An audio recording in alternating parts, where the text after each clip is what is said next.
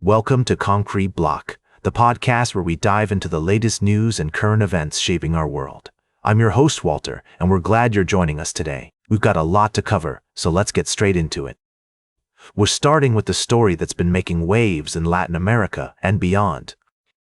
The Trump administration has announced the deployment of an aircraft carrier group to the Caribbean and South America, citing the need to bolster U.S. capacity to detect, monitor, and disrupt illicit actors and activities.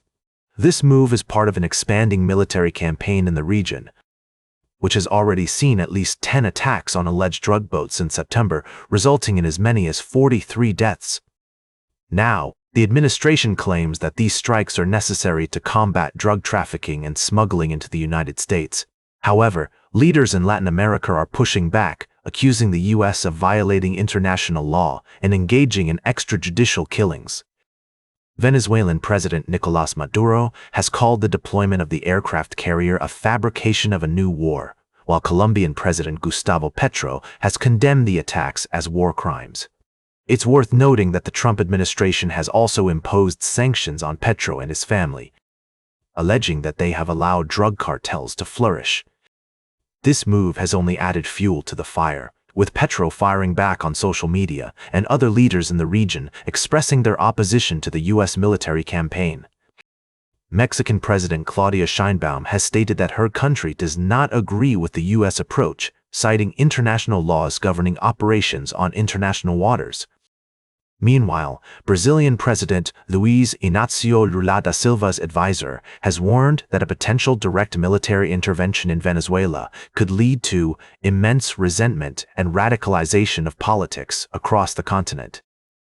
As we explore this story further, it's clear that there are complex issues at play here.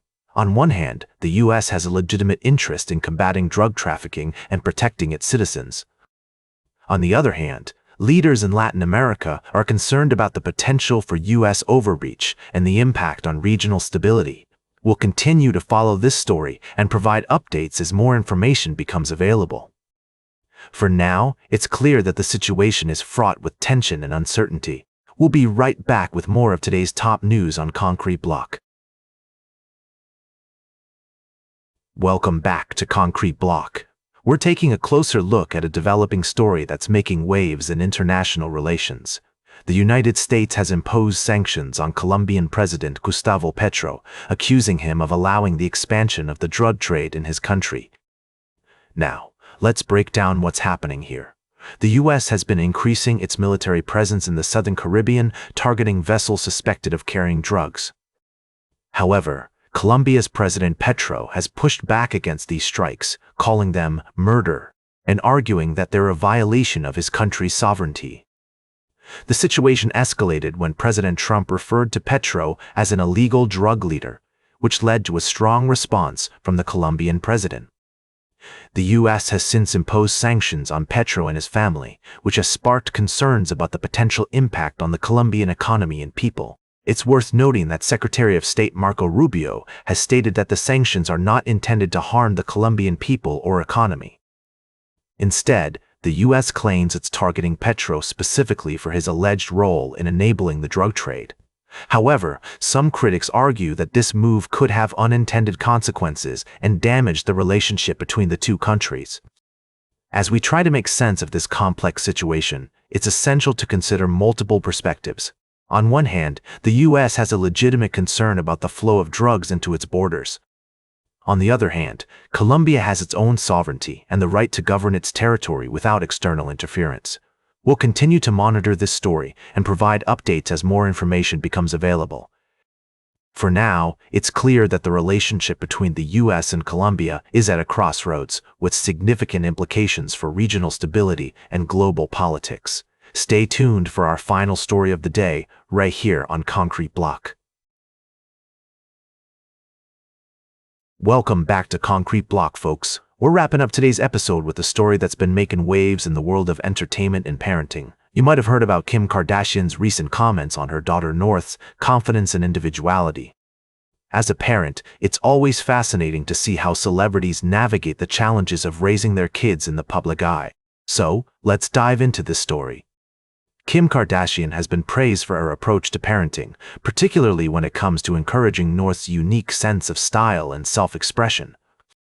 In a recent interview, Kim shared that she's been teaching North to be confident and unapologetic about who she is, even if that means not conforming to traditional norms. It's great to see a parent like Kim promoting positivity and acceptance, especially in an industry where scrutiny and criticism can be overwhelming. By giving North the freedom to express herself, Kim is helping her develop a strong sense of identity and self-worth. Of course, as with any celebrity story, there are always different opinions and perspectives. Some people might argue that Kim is being too lenient or that she's putting too much pressure on North by sharing their moments on social media. Others might see this as a great example of a parent trusting their child to make their own decisions and learn from their experiences.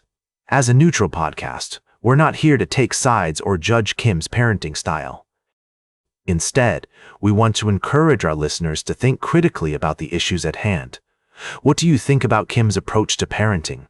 Do you think it's beneficial for North to have this kind of freedom and exposure, or are there potential drawbacks that we should be considering? Ultimately, every parent has their own unique approach to raising their kids, and what works for one family might not work for another. The important thing is that Kim and North seem to have a strong bond, and that's something to be celebrated. That's all for today's Concrete Block. Remember to like, share, and subscribe, and until next time, stay informed.